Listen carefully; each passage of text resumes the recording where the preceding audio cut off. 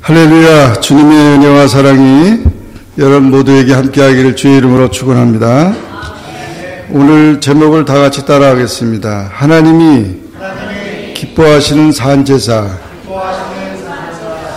오늘은 제지 건신 예배로 하나님 앞에 드립니다. 오래전 영국의 한 시골 교회에서 예배 중 아프리카의 의료 지원 사업을 위한 헌금을 하는 시간이 있었습니다. 그때 자기 앞에 돌아온 헌금 바구니를 바닥에 놓고 성큼 올라서는 한 소년이 있었습니다. 이런 불경스러운 행동을 본 주변의 교인들이 화를 내었습니다. 그러나 소년은 말했습니다. 저는 아프리카를 위해 바칠 돈은 없습니다. 그러나 아프리카를 위해 제 이 몸을 바치겠습니다. 더 이상 아무도 그 소년을 나무랄 수가 없었습니다. 이 소년이 아프리카 선교 초창기에 의사로 아프리카 첫 선교사로 활동한 리빙스턴 선교사였습니다. 이것이 산제사의 구체적인 이미지입니다. 사도 바울은 로마서 전체를 기록했을 때 1장부터 11장까지는 구원에 대해서 우리가 어떻게 세상으로부터 구별돼서 하나님의 자녀가 되는가라는 구원에 대해서 기록을 했고 12장부터 16장까지는 구원받은 하나님의 백성들이 어떻게 살 것인가를 기록하는데 오늘 여기 12장 1절 2절은 바로 연결 코드가 된 것입니다. 그러므로 형제들아, 그러므로라는 말은 결론적으로 마지막으로 부탁한다 그런 말이죠. 형제들아, 내가 하나님의 모든 자비하심으로 너희를 권하노니 너희 몸을 하나님 기뻐하시는 거룩한 산제사로 드리라는 것입니다. 우리 몸을 하나님께 드리라는 거죠.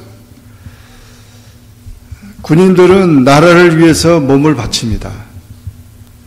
그리고 회사원은 회사를 위해서 몸을 바치고 우리 성도는 주님을 위해서 우리 몸을 바쳐야 합니다. 왜 그럴까요? 예수님께서 우리를 위해서 피 흘려서 우리를 구원해 주셨습니다.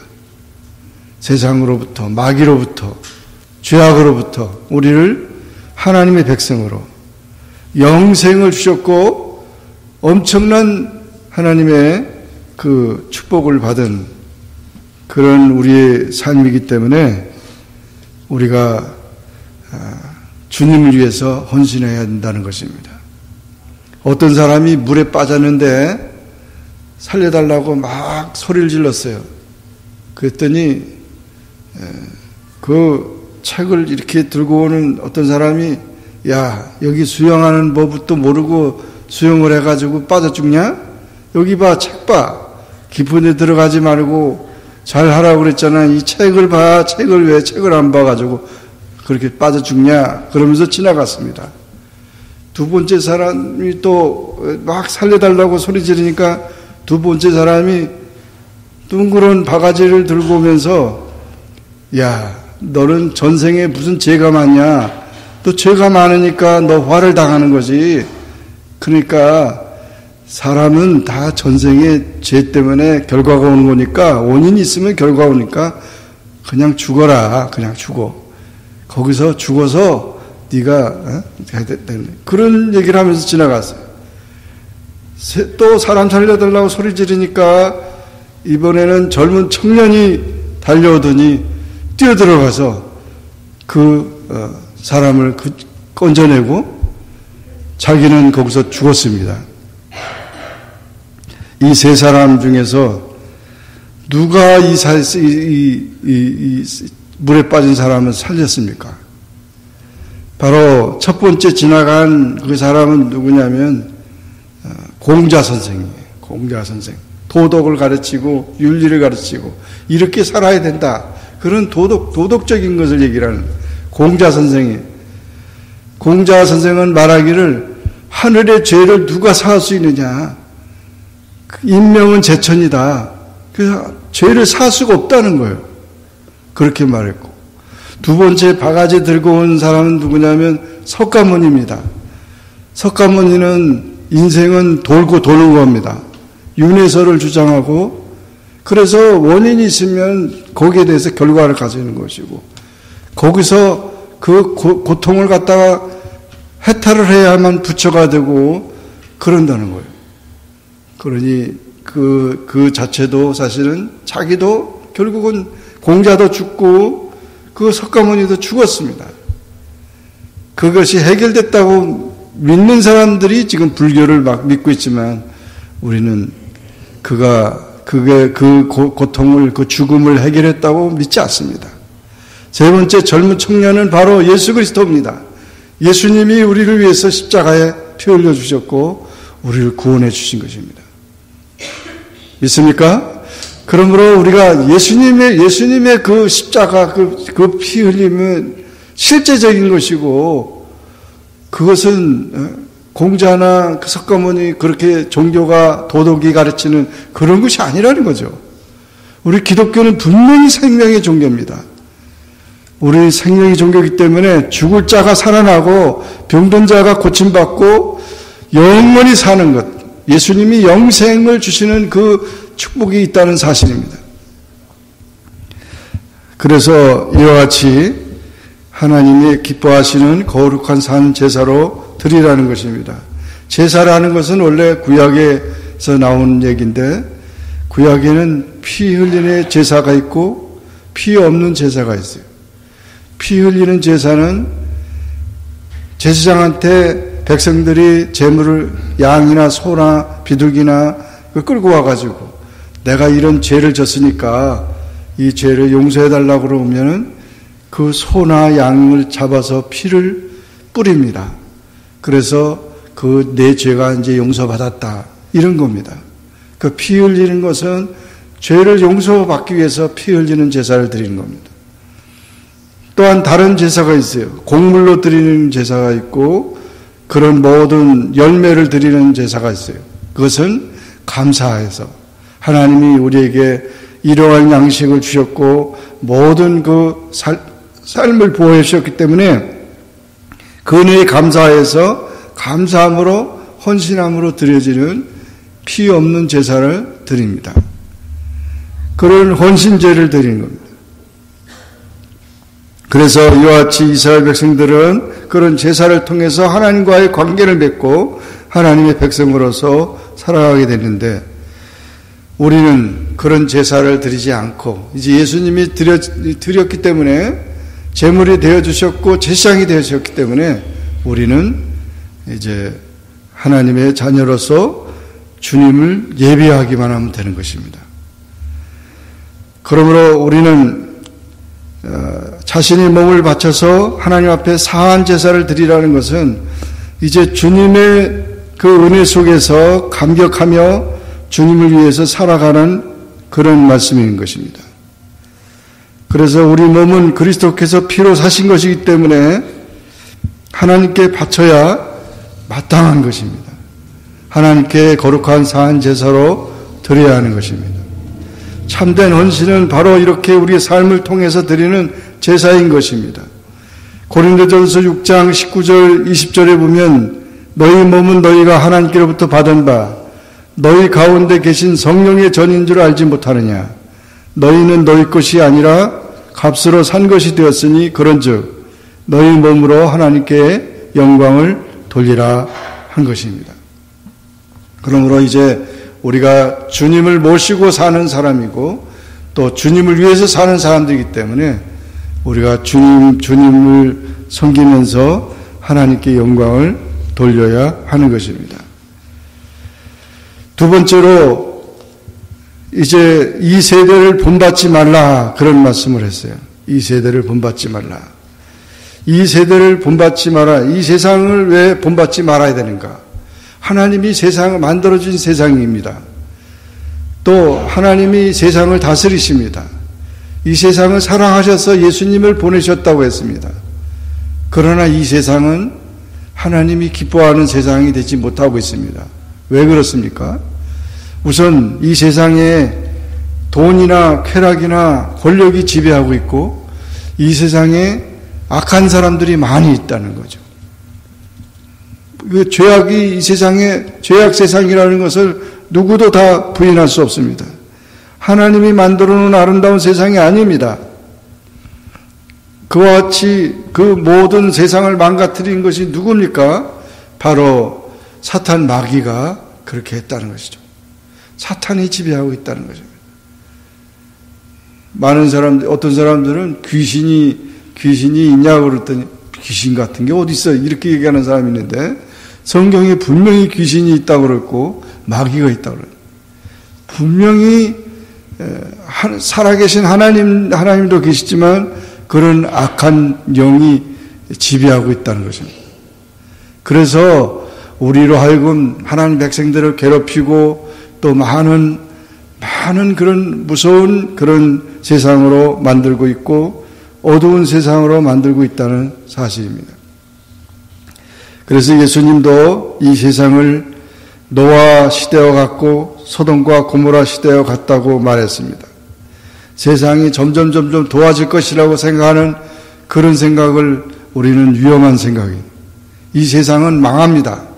이 세상은 다 사라집니다. 그러므로 우리가 이 세대를 본받지 말라는 것이죠.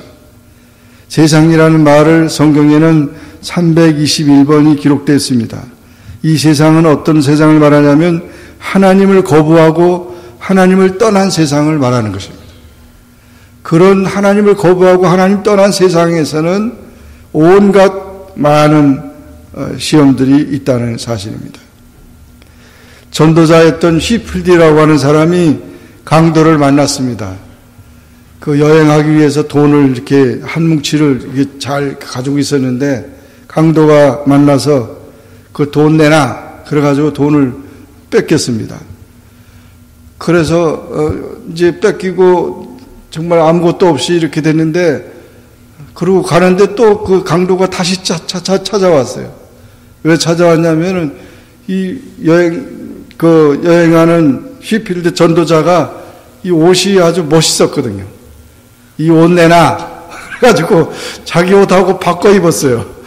바꿔 입어가지고 그 옷을 입고 갔는데 나중에 한참 멀리 떨어져 오는데 강도가 또 쫓아오는 거예요. 그래서 빨리 또 도망가 버렸어요.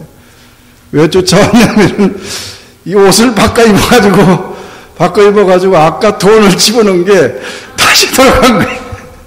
다시 돌아간 거예요. 그 전도자에게. 그래서 돈이 안 뺏겼어요. 그래서 세상이 바로 이런 세상입니다. 욕심이 낳고 욕심이 대한적 죄를 낳고 죄가 장성하여 사망이 이른다. 탐심과 그런 것들이 아주 엄청 이 세상이 지배하고 있습니다. 그래서 요한일서 2장 15절 16절에 이 세상이나 이 세상에 있는 것들을 사랑치 말라. 누구든지 세상을 사랑하면 아버지의 사랑이 그 속에 있지 아니하니 이는 세상에 있는 모든 것이 육신의 정욕과 안목의 정욕과 이생의 자랑이니 다 아버지께로서 쫓아온 것이 아니요 세상으로 쫓아온 것이라고 했습니다. 세상은 술 취한 농부와 같습니다. 그래서 그 뒤죽박죽이 되는 거예요. 그러므로 우리 그리스도인들은 세상에서 우리가 구원받은 자입니다. 그러니까 세상으로 다시 돌아가서는 안 되는 거죠. 또 세상으로부터 구별되어야 되는 거죠. 세상과 타협하거나 짝해서는 안 됩니다. 이기주의로 살아서는 안 됩니다. 이 세상으로부터 우리의 몸과 마음을 지켜야 합니다. 우리는 세상에 속해 있지만 그러나 세상에 물들어서는 안 됩니다. 그래서 세속주의를 경계하고 그런 돈과 쾌락과 그 권력이 지배하는 그 속에 우리가 빠져서는 절대 안 된다는 것입니다. 그리스도인은 세상의 빛과 소금으로서 기도하고 회개하며 하나님 말씀을 지키면서 마음을 새롭게 하며 새 사람으로서 세상을 새롭게 변화시키는 그런 사명을 감당하는 우리 모두가 되기를 주의 이름으로 축원합니다. 마지막 세 번째는 하나님의 뜻을 분별해야 한다는 것입니다. 하나님의 거룩한 뜻을 우리가 깨닫고 살아가야 합니다. 무엇이 하나님 뜻인지, 무엇이 선하고 무엇이 하나님 마음에 들고 무엇이 완전한 것인지 우리가 분별하며 살아가야 합니다. 하나님의 뜻은 기도와 말씀과 성령의 도우심으로 깨닫게 되는 것입니다. 권면이나 환경을 통해서도 알 수 있는 것입니다. 자신과 하나님과의 바른 관계가 없이 무슨 예언 기도 받는다고 그냥 쫓아다니고 그런 것은 위험합니다. 하나님의 말씀이 다 우리에게 주었기 때문에 이 말씀을 통해서 우리가 바른 영을 가지고 살아야지, 그렇지 않으면 이단자들이나 또 거짓된 것에 악령에 이끌려서 살아가게 되는 것입니다. 우리는 주님 뜻대로 살다가 주님께서 부르실 때 주님 앞에 설 수 있는, 그렇게 우리는 살아가야 됩니다. 우리는 하나님 나라를 세우는 자들입니다. 그래서 우리 재직들이 하나님이 이렇게 우리를 구원해서 직분을 주신 것은 하나님 나라를 세우기 위한 것입니다. 하나님 나라가 어떤 나라입니까? 영혼들을 살리는 나라. 또 하나님의 그 말씀을, 하나님의 사랑을 나눠주는 나라. 하나님의 나라를 우리는 계속 세워가면서 충성하고, 또 그럴 때에 하나님이 잘했다 칭찬을 해줄 것이며 착하고 충성된 종이라고 우리를 축복해 줄 것입니다. 요한계시록 2장 10절에 보면 죽도록 충성하라. 그리하면 생명의 면류관이 너에게 있을 것이라고 했습니다.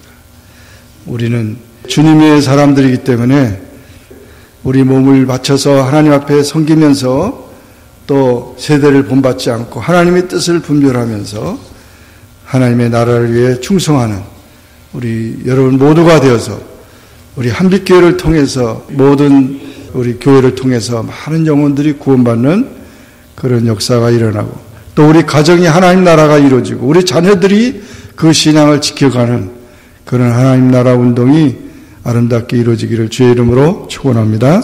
기도하겠습니다. 사랑의 하나님 아버지, 은혜를 감사합니다. 오늘도 주님 앞에 나와 기도하게 하시고 주의 말씀을 상고하게 하시니 감사합니다. 또 재직 헌신 예배로 하나님 앞에 드려서 우리를 세상으로부터 구원해 주셔서 하나님 자녀 되게 하시고, 또 이렇게 충성되이 여겨서 우리에게 직분을 주신 것을 정말 감사합니다. 그 모든 것을 귀히 여기며 그 직분을 통해서 하나님 앞에 더 아름답게 충성하여 아름다운 열매 맺고 주의 영광 돌릴 수 있는 삶이 될 수 있도록 도와주시옵소서. 또 하나님 앞에 우리 몸을 바치고 이 세세를 본받지 말고 하나님의 거룩한 뜻을 잘 분별해서 하나님 나라를 확장하고 하나님의 영광을 위해 사는 우리 모두가 되도록, 착하고 충성된 종들이 다 되도록 축복해 주시옵소서. 우리 가정들을 축복하시고 우리 자녀들을 축복하시고 우리의 모든 만나는 사람들, 우리의 기업이나 우리의 모든 것에 하나님께서 복을 나려 주셔서 주님의 크신 영광을 위해 사는 우리 모두가 되게 축복하여 주옵소서. 예수님의 이름으로 간절히 기도하옵나이다. 아멘.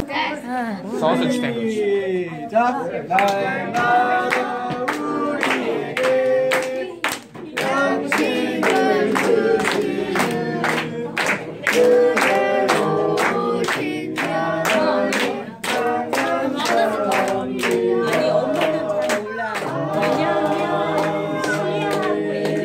기도하겠습니다. 하나님 감사합니다. 감사합니다. 오늘도 예배 드리고 식사를 하게 해주신 것을 감사드립니다. 준비한 음식 잘 먹고 아프지 않게 해주세요. 아프신 분들도 빨리 낫게 해주세요. 감사드리며 이 모든 말씀 예수님의 이름으로